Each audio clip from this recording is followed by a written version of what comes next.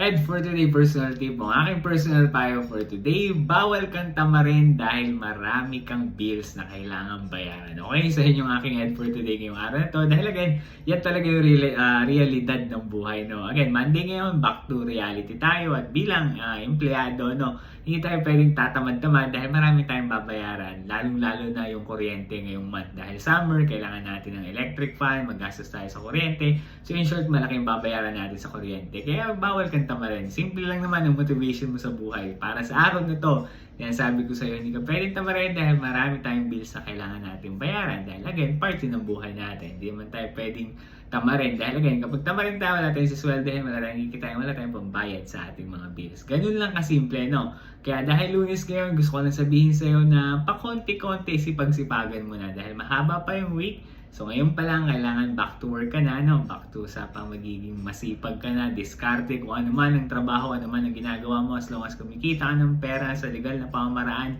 go lang, okay? Dahil again, marami tayong bills, ganun lang kasimple ang buhay, okay? So wag kang tatama rin dahil Lunes pa lang. Yun lang yung aking end for today para sa araw na to. Kung nagustuhan mo, tagads mo yung payo ko. Huwag mo kalimutan suportahan ako dito sa aking Facebook. Meron din pala akong TikTok at pwede ka rin pala mag-subscribe sa aking YouTube account na Ed for Today. Yun lamang. Salamat!